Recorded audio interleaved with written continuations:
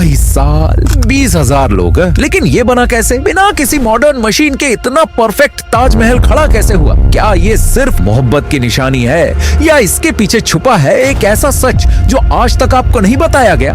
साल 1631 जब मुगल बादशाह की दुनिया टूट गई क्योंकि उनकी सबसे प्रिय बेगम ने आखिरी सांस ली, उस पल ने एक बादशाह को सिर्फ दुखी नहीं किया बल्कि उसे जुनूनी बना दिया। एक ऐसा जुनून जो इतिहास बदलने वाला था। कहा जाता है कि मुमताज की मौत के बाद कई दिनों तक खुद में खो गए। उन्होंने दरबार आना बंद कर दिया, दुनिया से दूरी बना ली। लेकिन फिर एक फैसला लिया गया, एक ऐसा फैसला जो आने वाले 400 साल तक दुनिया को हैरान करेगा। एक मकबरा बनाया जाएगा, ऐसा मकबरा जो सिर्फ एक कब्र नहीं होगा बल्कि मोहब्बत की सबसे बड़ी पहचान बनेगा। 1632 में इसकी नींव रखी गई। लेकिन असली चुनौती यहीं से शुरू हुई क्योंकि ये सिर्फ एक इमारत नहीं थी, ये उस समय का सबसे बड़ा इंजीनियरिंग चैलेंज था। हजारों मजदूर, सैकड़ों कारीगर और अलग अलग देशों से आए कलाकार, सबको एक साथ लाया गया। लेकिन बिना कम्युनिकेशन टूल्स के इतनी बड़ी टीम कैसे मैनेज हुई? आज हम बिल्डिंग्स बनाते हैं मशीन्स और सॉफ्टवेयर के साथ, लेकिन उस समय कुछ भी नहीं था। फिर भी हर एक मेजरमेंट इतना परफेक्ट कैसे है? ताजमहल की सिमेट्री आज भी दुनिया के आर्किटेक्ट्स को हैरान कर देती है। अगर आप इसे बीच से डिवाइड करें तो दोनों साइड्स एकदम आइडेंटिकल हैं, जैसे मिरर इमेज। क्या ये सिर्फ कोइंसिडेंस है या इसके पीछे कोई हिडन मैथमेटिकल नॉलेज थी? अब बात लोकेशन की। ताजमहल को यमुना नदी के किनारे बनाया गया, लेकिन ये डिसीजन आसान नहीं था क्योंकि नदी के पास की जमीन सॉफ्ट होती है, अनस्टेबल होती है। तो फिर इतना भारी स्ट्रक्चर सदियों तक बिना हिले कैसे खड़ा है? इतिहास कहता है कि फाउंडेशन में लकड़ी के खंभे लगाए गए जो पानी में रहकर और मजबूत हो जाते हैं। लेकिन क्या सिर्फ लकड़ी इतना बड़ा स्ट्रक्चर संभाल सकती है या फिर कुछ और टेक्निक इस्तेमाल की गई थी जिसे आज हम भूल चुके हैं? अब इमेजिन करो उस समय का कंस्ट्रक्शन साइट, हर जगह धूल, पत्थर, हथौड़ों की आवाज, हजारों लोग दिन रात काम कर रहे हैं। लेकिन इस केओस के बीच एक चीज बिल्कुल परफेक्ट थी, प्लानिंग।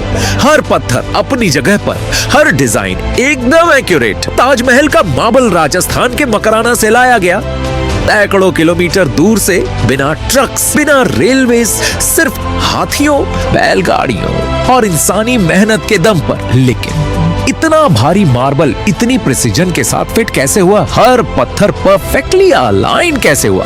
आज भी इंजीनियर्स इस सवाल का एग्जैक्ट जवाब नहीं दे पाए हैं।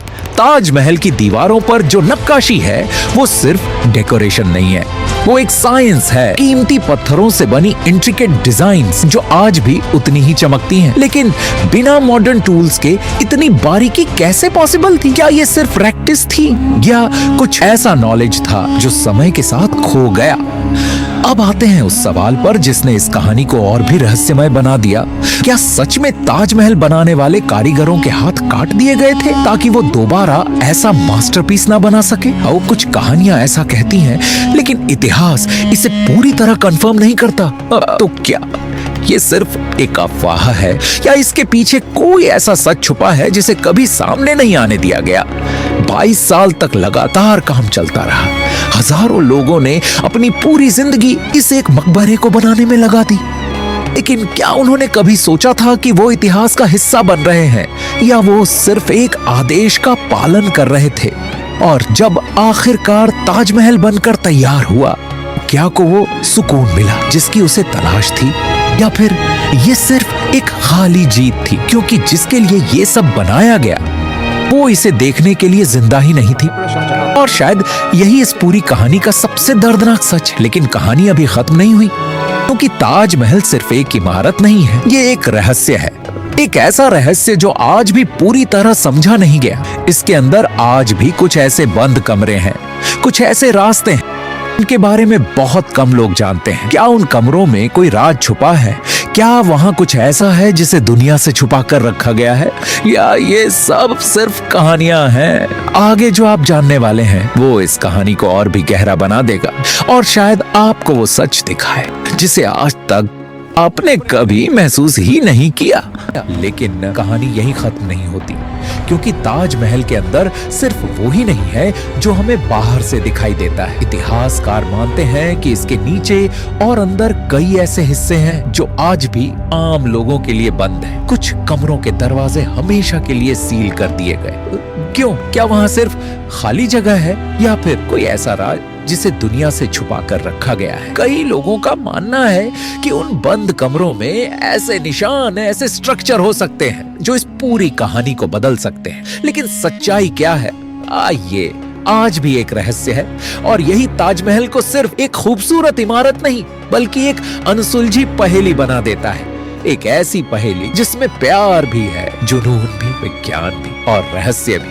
22 साल की मेहनत, हजारों लोगों की जिंदगी और एक बादशाह का टूटा हुआ दिल, ये सब मिलकर बनाते हैं वो चीज जिसे आज हम ताजमहल कहते हैं। लेकिन अब सवाल ये है, जब अगली बार आप ताजमहल को देखेंगे तो क्या आप उसे सिर्फ एक मॉन्यूमेंट की तरह देखेंगे, या उसके पीछे छुपी इस गहरी कहानी को महसूस करेंगे? अगर आपको ऐसी ही अनसुनी, रहस्यमयी और सिनेमैटिक कहानियां पसंद हैं, तो वीडियो को लाइक करें, चैनल को सब्सक्राइब करें और इस वीडियो को शेयर जरूर करें, क्योंकि यहाँ हम इतिहास के उन सच को सामने लाते हैं जो किताबों में नहीं मिलते।